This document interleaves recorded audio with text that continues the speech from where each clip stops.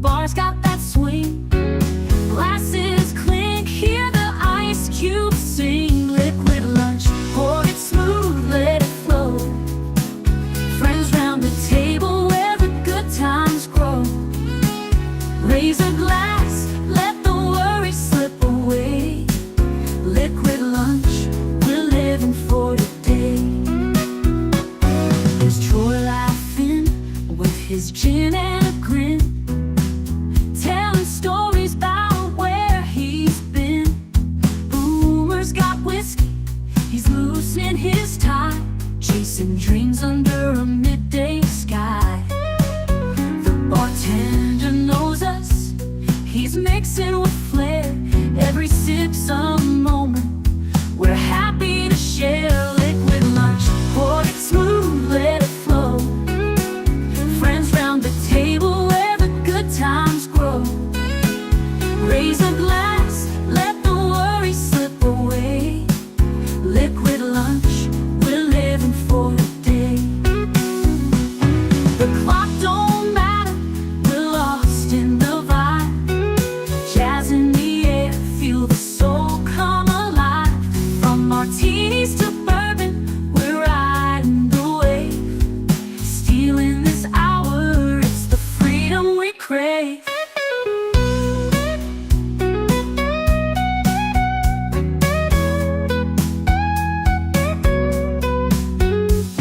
Sun's still shining, but we're in our zone. This bar's our shelter, our temporary home. One more round before the world calls us back. Savor the moment, keep the blues in the rack. We'll laugh and we'll toast till the afternoon fades. Memories made in these liquid escapades. Liquid lunch, pour it smooth, let it flow. Friends round the table where the good times grow. Raise a glass, let the worries slip away. Liquid lunch, we're living for today. So here's to the daylight, the drinks and the fun. Our liquid lunch, till the next one comes. With a wink and a smile, we'll be back real soon. Chasing that jazz under the high noon.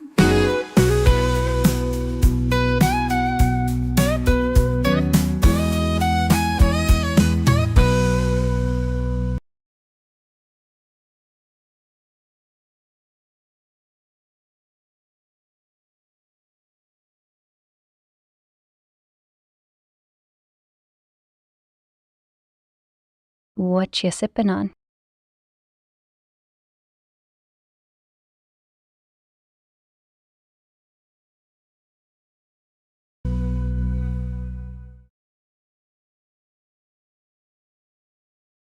Talk about what is whiskey, where does it come from, and why is it such a wonderful thing. It's a little bit of a liquid sunshine, so to speak. What whiskey will not cure, there is no cure for. That's what we're talking about tonight. But first, I want to say hi to all of you here in the chat who join me every day for Liquid Lunch, starting with my beautiful wife, Netter of Netter's Network. She says, hello, love of my life. Hello to you, my dear.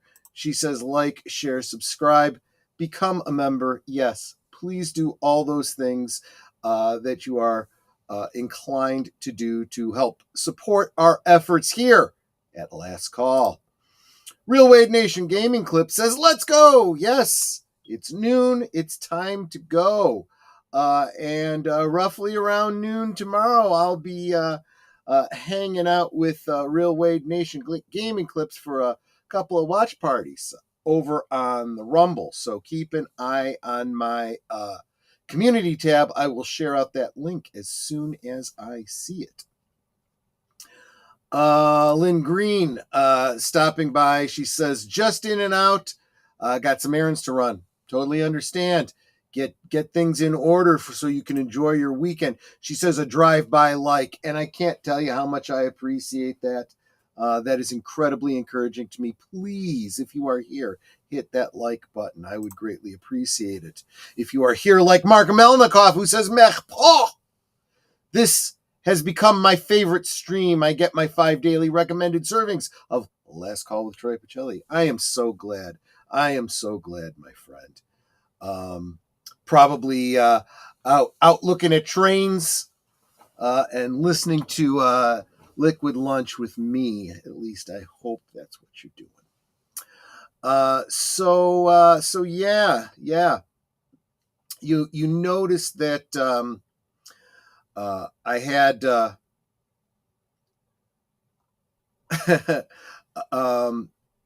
I just lost my train of thought. I don't remember where I was going, but I had a quote up from Robert Burns: "Freedom and whiskey gang together," and there's actually a great deal of truth in that. People tend to forget that the American Revolution started with a bunch of young men coming together in a pub to grouse about their dissatisfaction with the royal crown over whiskey. I've always said whiskey is like a beautiful woman. Demands appreciation. You gaze first, then it's time to drink. Take a long, hard drag. So let's get into it. First, the spelling. I don't want to hear anybody come back to me and say I misspelled it in the title. The difference between WHISKEY and WHISKY lies primarily in regional preferences and historical context. Generally, whiskey with an E is used for spirits produced in Ireland or the United States, while whiskey with a Y is used for Scotch, Canadian, and Japanese whiskeys. I am not going to go into a huge deep dive into the differences between Scotch whiskey, Irish whiskey, Canadian rye, bourbon, all the different oaky, woodsy spirits. But I am going to give you a little bit of a background. What specifically am I drinking on today?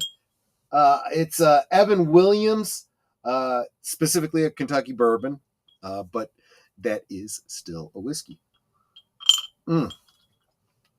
Burns a little bit when it goes down. So let's get into the history. I had my notes up. Where did they go? I seem to have lost them. There they are. Right where I expected them to be, behind my camera. That's the problem. So, whiskey can be found in bars around the globe, and varieties of whiskey are made in dozens of countries, each with its own unique style. Some whiskeys are uniquely American, others Irish, others Scottish, and even Japanese. With such a globally recognized spirit, it can be difficult to understand where whiskey got its start. Whiskey has been around for a long time and has spread across the globe to where it is today. The history of whiskey is an interesting look at how technology and local tastes combine to create different styles that are unique to each region, all just as delicious as the next. Here's a brief history of whiskey, starting when it was first invented and to the world of whiskey today. In order to cover the history of whiskey around the world, we need to start where it all began, the art of distillation. Distillation has been a practice since the 2000s BC, when people in Mesopotamia were using the technique to produce stronger aromatics and perfumes. The first written record of distillation that we currently know takes us back to 2000. Takes us 2,000 years into the... My wording is very messed up here. The first accounts of distillation come from the Greeks and describe how distillation was used to turn seawater into potable drinking water. Desalination, that's how we make distilled water to this very day. The process of distillation continued to spread west throughout Europe, where the process was used by many to produce medical products and ceremonial ingredients. Distillation continued to spread throughout the first millennium AD, gaining popularity and becoming more effective with advancements. Distillation was used throughout the world during this time and was likely used to produce alcoholic beverages for a long time before we have real documentation of it happening. Eventually, the techniques of distillation spread their way north into Scotland and Ireland, both of which lay claim to the title of the inventors of whiskey, while other Europeans were using wine as the beverage to distill into spirits. The Scots and Irish, lacking access to grapes, turned to fermented grains to produce an alcoholic beverage to distill. This led to the production of aquavitae, Latin for the water of life, a name that was used for the distilled alcoholic beverages back then. In Gaelic, a Celtic dialect, it was called, I'm not even going to, well, I am going to try this. I'm not going to get it right. Usage Betha? These Scottish and Irish aquavitae are the first examples we have of a modern whiskey-like beverage. The first time we see the aquavitae referenced to buy the term whiskey takes us all the way back to 1405 in Ireland. So I suppose, given that, the Irish might be able to lay claim because they're the first ones we can ascribe the word whiskey to. The annals of I'm going to give this a try. Clonmacnoise. That's almost 100% wrong. An ancient Irish book of history refers to a clan member dying from taking a surfeit of aquavitae. As the 1400s continued in Ireland and Scotland, whiskey production was in full swing and was being bought, sold, and consumed regularly. In fact, there are a few pieces of written evidence showing that kings were often involved in granting supplies to monks for the distillation of whiskey. We know for sure that distillation existed in Scotland by 1494, as James IV is recorded to have given Friar John Core a large amount of malt, according to the Exchequer's rolls.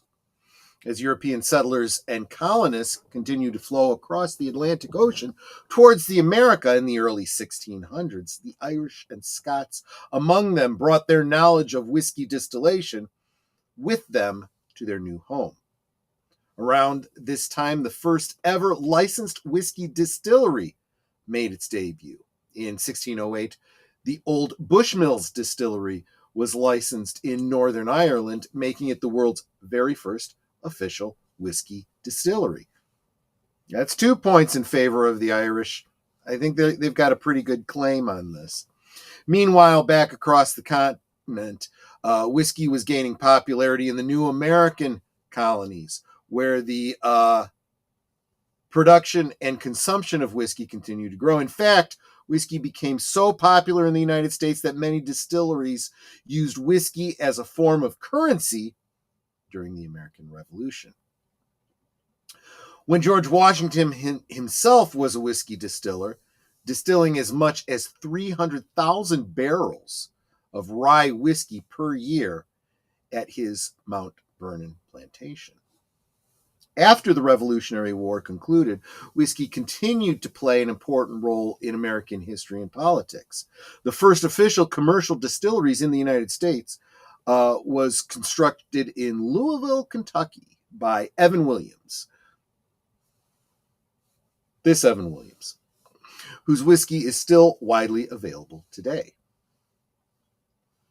After the Revolutionary War, a whiskey tax was levied by the newly formed American government to help pay back some of its war debts. This tax was met with disdain and outrage from Americans who had just fought a war over taxation, particularly farming populations who had grown used to fermenting. They're the ones that grew the grain that was now being impacted by this tax. The whiskey tax led to what is widely known as the Whiskey Rebellion in the 18th century. A group of 600 armed men attacked the home of a tax inspector to prevent the collection of the whiskey tax. President George Washington eventually sent a militia of 13,000 to quell the rebellion in Pennsylvania. While the rebellion may have ended, the whiskey tax was still a major pain for farmers. It was a key player in the election of Thomas Jefferson, who replaced the tax shortly after ascending to the presidency. He repealed the tax. The moral of the story, don't mess with an American's whiskey. It may sound shocking to hear, but up until 1823, the distillation of whiskey in Scotland and Ireland was illegal. This meant much Scottish whiskey and Irish whiskey production took place during the night to avoid law enforcement, which gave us the term moonshine. Shortly after the legalization of distilleries in the United Kingdom, more improvements in distillation came about. This included the Coffey still, or the column still, which is still used to produce most American whiskey today. This was considered a superior method to the pot stills that had been used up until this point, although both are still popular today.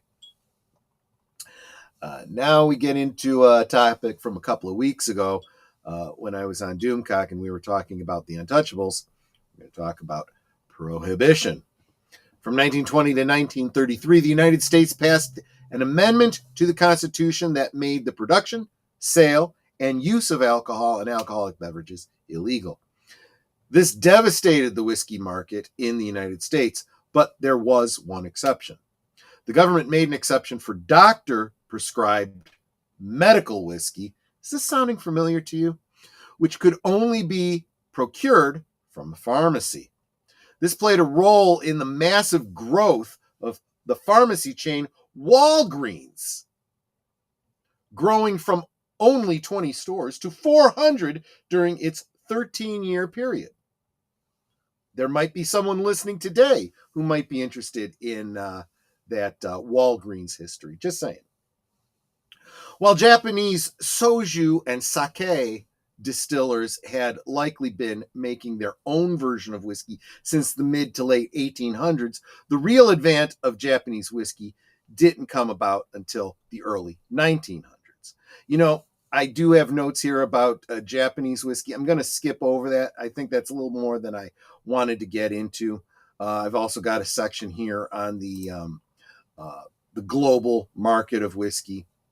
I want to get into modern advancements in whiskey making. And that takes us to where we are today. Several advancements are taking the whiskey world by storm and changing how we think of our favorite alcoholic beverage. I'm being poetic here because whiskey may not be your favorite. And as much as I like whiskey, I would not necessarily say it's my favorite beverage, but we'll talk about that another time.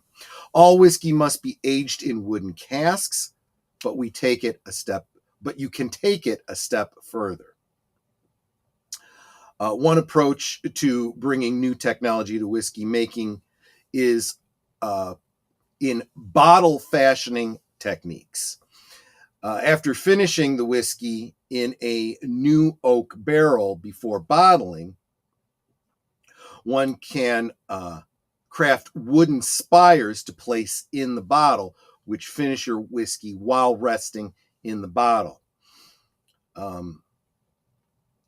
I've actually seen a video on YouTube. I don't have immediate access to it. I saw it last week, talking about how to bring that flavor into your whiskey as it's sitting in a bottle and resting. It's a way of continuing the aging process. There's some debate on it. I've heard people say it's like cheating. I say, to each his own. It's the destination and the journey together, neither one nor the other. But that is a brief history of whiskey, and I want to get back to the chat to see what we're talking about here. So, Big Al has joined us. He said, "Hello, my friends and chat."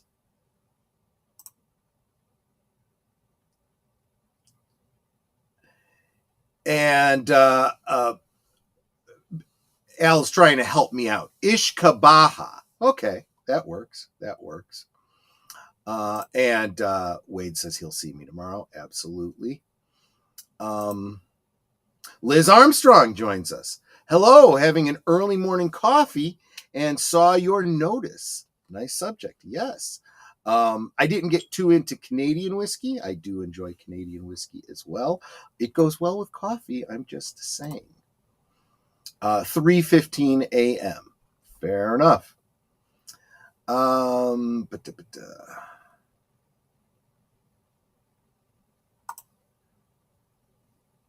Guys talking amongst each other. That's wonderful. I'm glad to see it. Also, hello, Connie. Welcome. Good to see you. I had some lovely whiskey in Scotland. Good. Yeah, I'm sure it's got to be wonderful.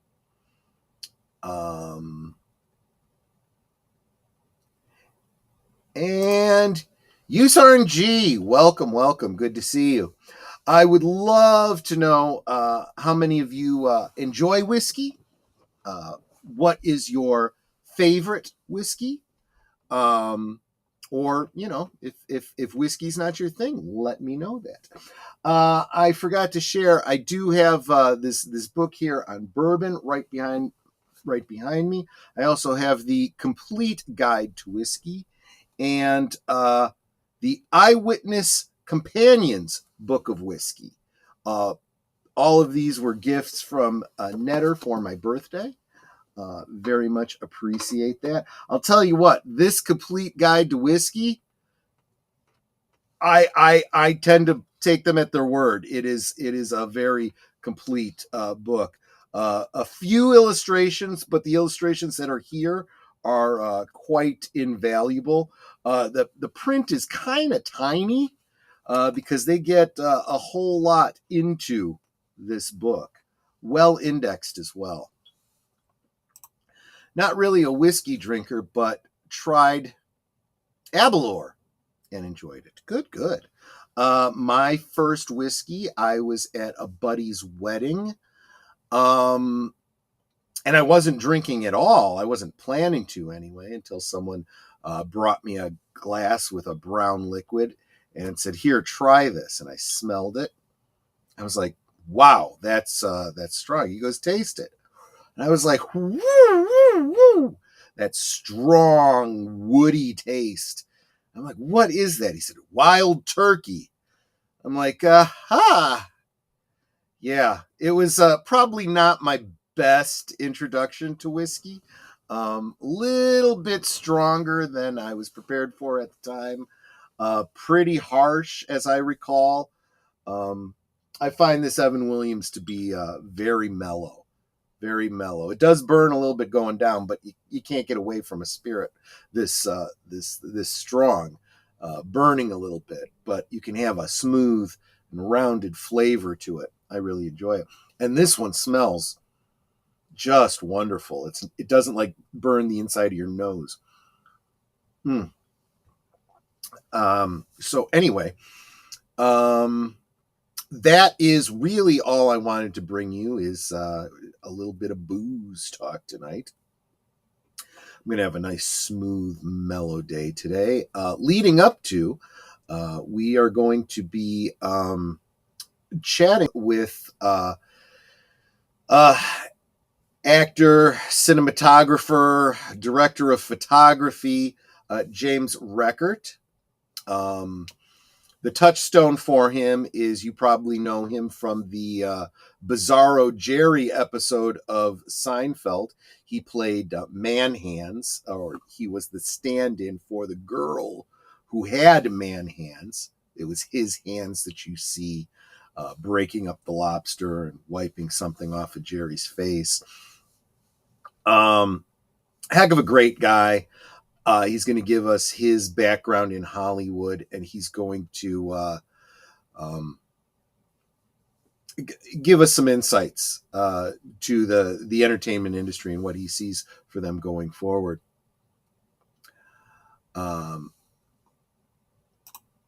I always wondered about its story in the States. I will probably end up doing a deeper dive one day on Prohibition. Prohibition had a huge impact on not only alcohol, but the so-called war on drugs and taxation and law enforcement in the United States. It's really affected almost every single area of life. Despite the fact that it was the one instance of an amendment to the Constitution that was very quickly withdrawn. To have instituted prohibition as a constitutional amendment and then have that overturned. We'll have to talk a little bit about constitutional law and what it takes to amend the Constitution. It's not an easy thing to get the number of votes and the number of states behind the ratification. So to have it happen on the same matter in both directions in so short a time is actually quite amazing.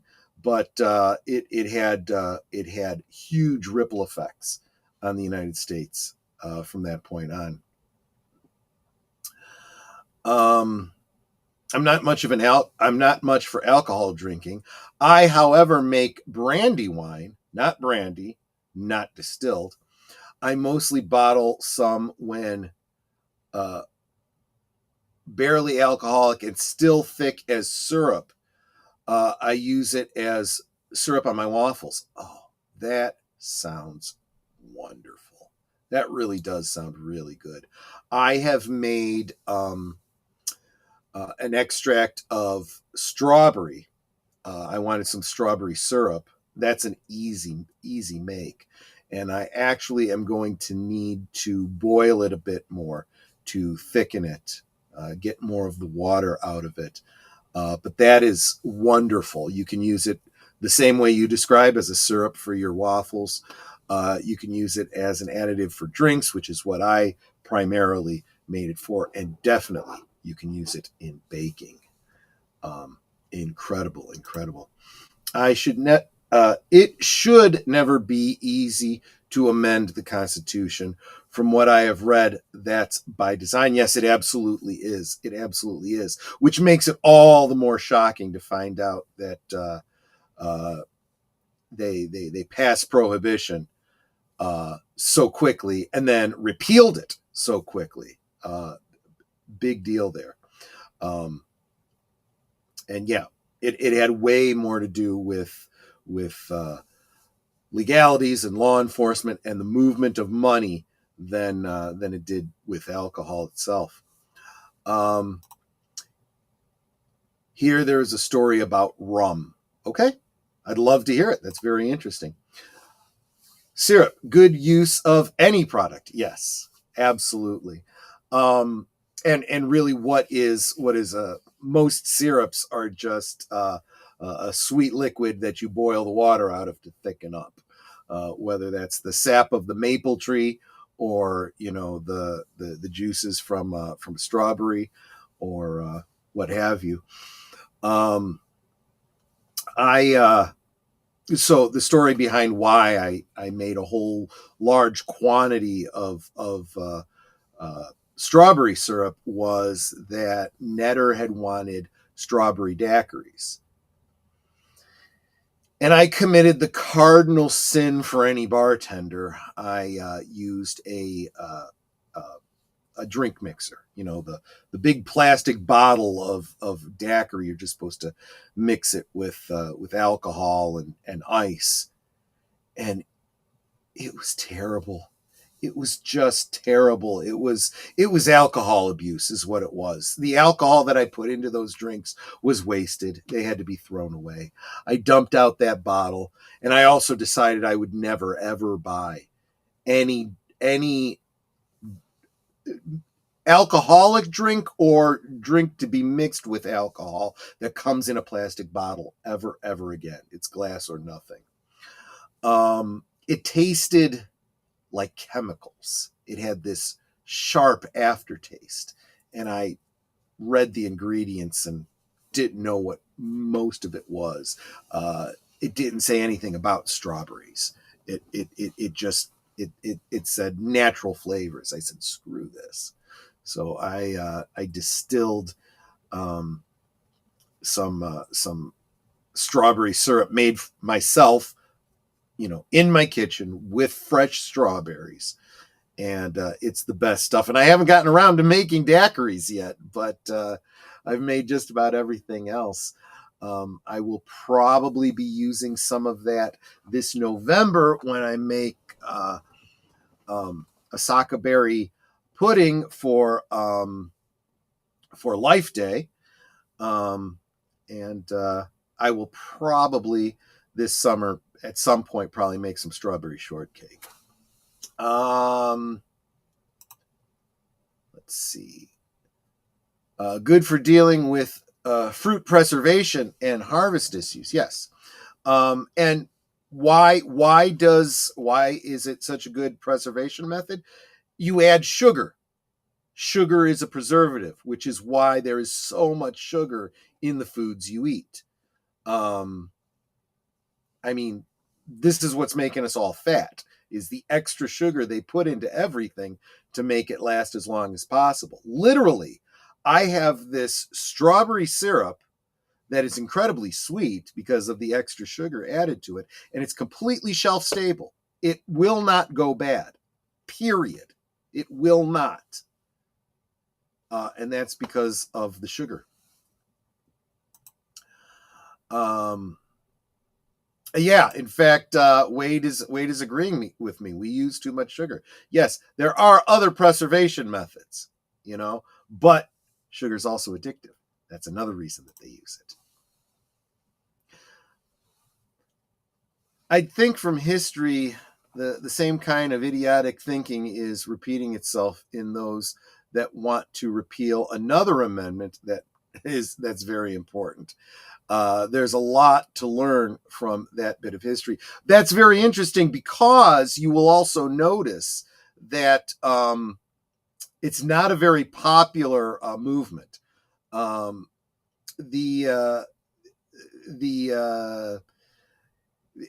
anti protection tool lobby that you are alluding to is trying to use some of the same tactics that the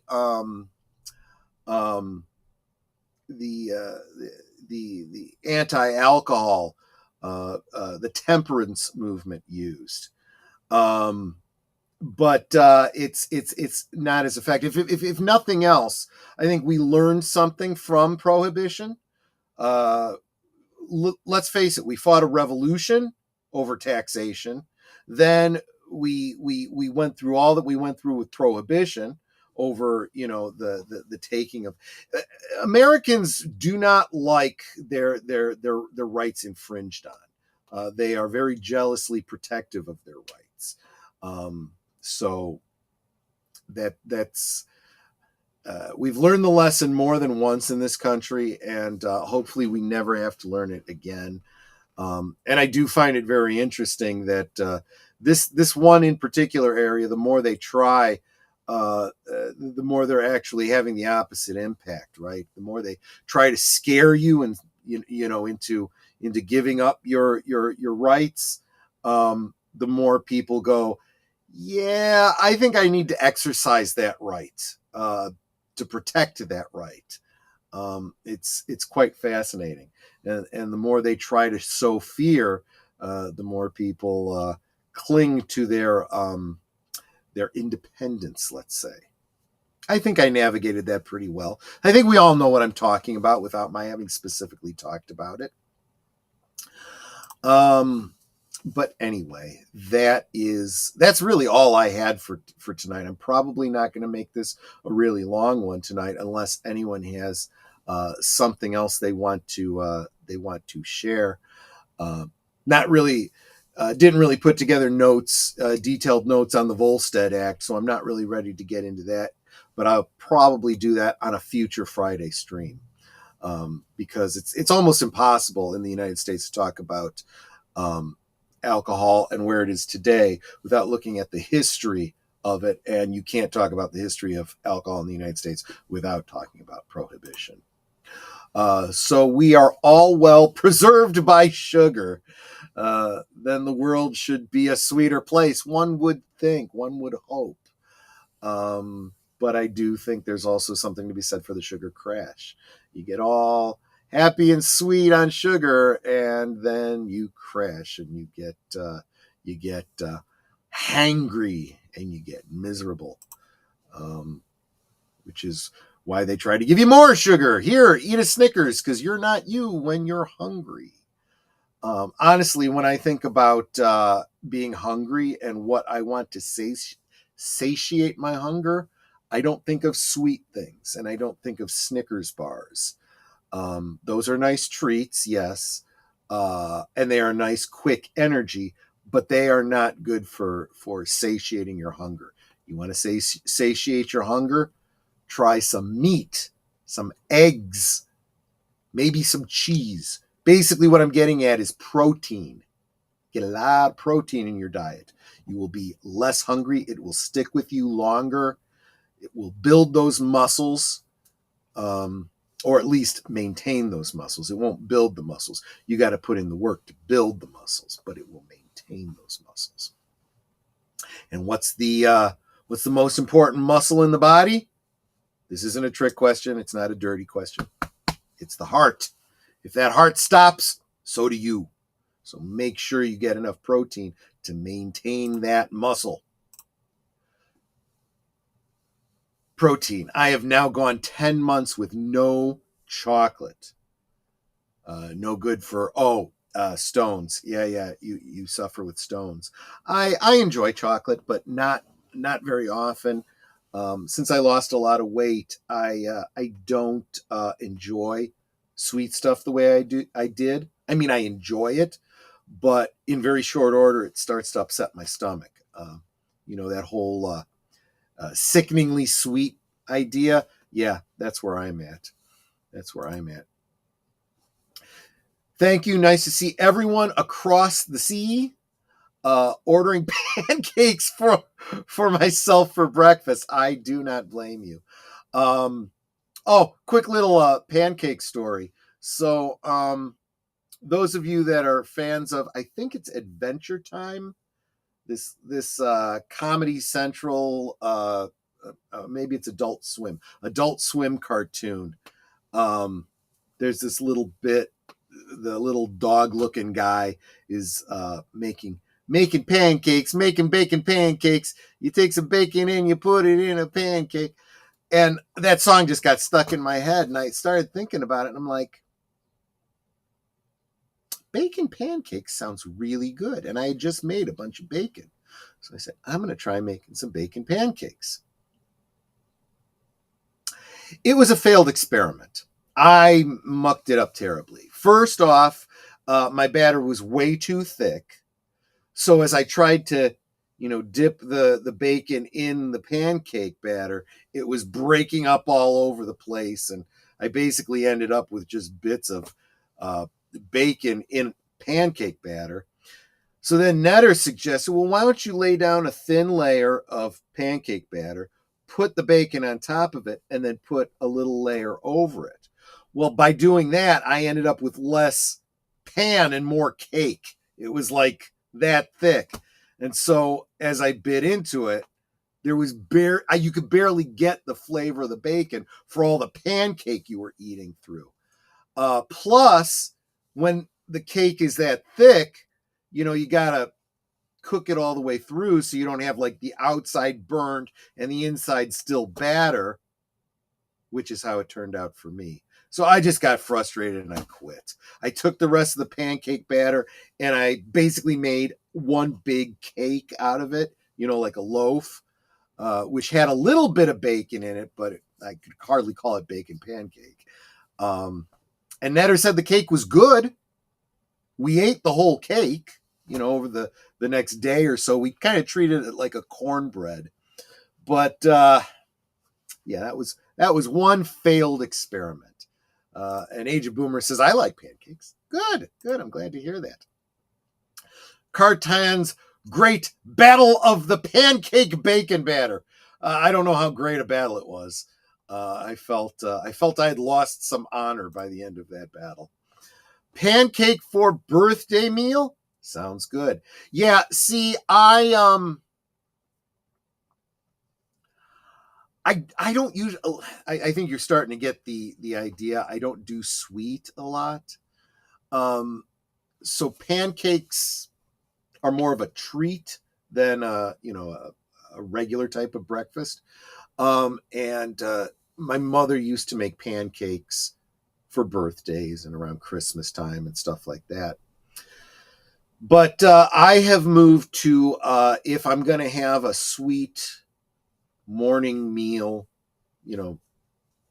dessert really, especially like for the holidays, it's going to be cinnamon rolls for Christmas, cinnamon rolls for Thanksgiving. That's what we do because it's what I like. Bacon doesn't agree with Ferengis. Yeah, they tend to like they like to eat the bugs. That's what they like. Dice the bacon and herb cook separate and spread on top after pancake is cooked. And Oliver too on the side. That actually sounds interesting. That was another thought of mine. I did consider what I probably should have done was probably heated up some maple syrup with chopped bacon in it and put that over the pancakes. That probably would have been significantly better. I want to try beef bacon. That's an interesting idea. Keep in mind that the flavor of bacon is less about the meat you use, believe it or not, than it has to do with the seasoning and smoking process. So you can probably use a beef cut that you heavily salt and brine and then smoke. And it'll be, well, you'll end up basically with jerky. But in a way, that's basically what bacon is a kind of pork jerky. Make brandy wine in the winter in a 2 to 3 gallon glass jar or crock. Layer apples sliced, 1/4 inch thick, and cord with golden raisins sprinkled with tourbillon sugar. Then apples again, and so forth. Yeah. Then cover with plastic so there is no airspace. Secure with string. Put in cool place. Keep an eye on it. It will need to be burped. Yeah, because the yeast is going to make carbon dioxide.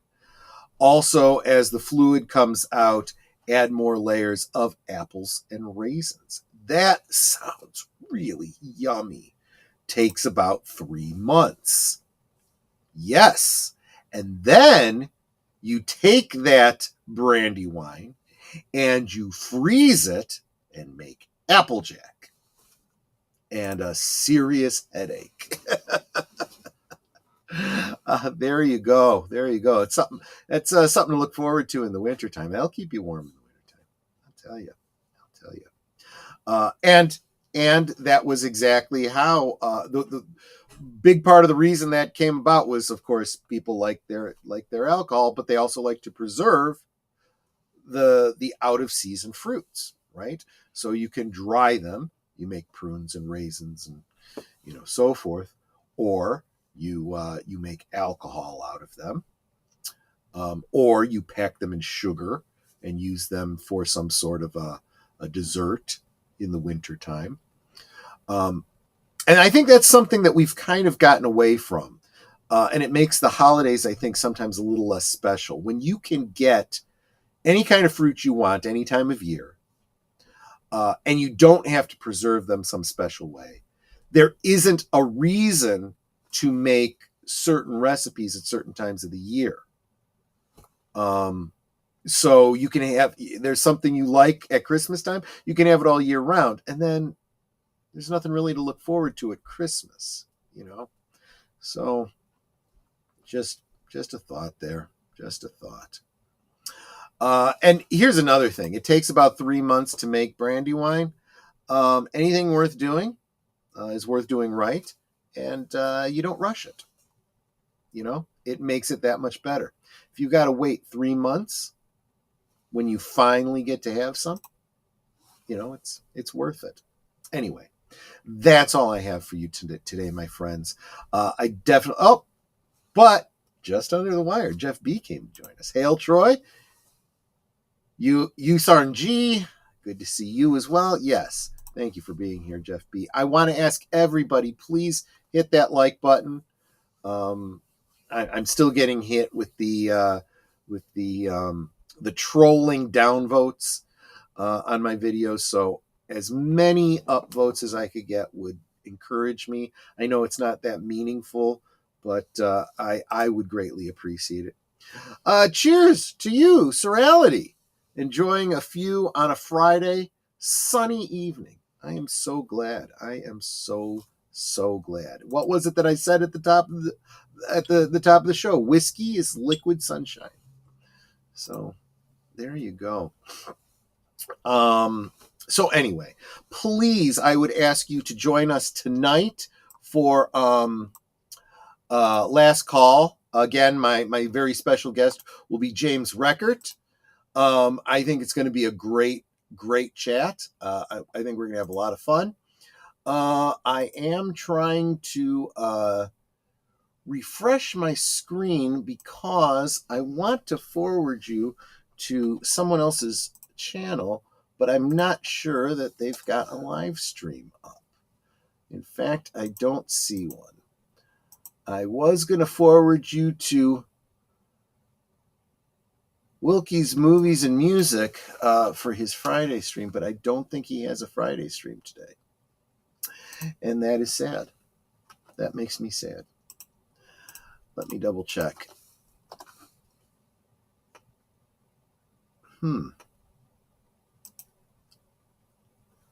I am not even able to get to YouTube for some reason. What is YouTube doing right now? YouTube? Where are you? Very slow to load. What's going on?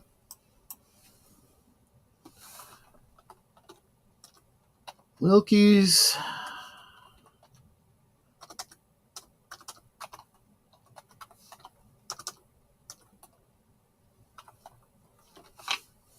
Come on. Yeah, I'm not even getting YouTube to come up for me.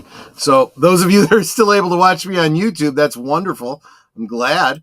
But I don't know what's going on with YouTube right now. Here we go. I'm able to open it in Fawkes, Firefox. Here we go. Live. Here we go. No, that's in 20 days. That's not the one that I wanted to send you to. I'm guessing he doesn't have one coming up. Oh, well. I'm going to do this instead. I am just going to say, be sure to subscribe to Wilkie's Music and Movies. And I'm going to drop his link right now in the chat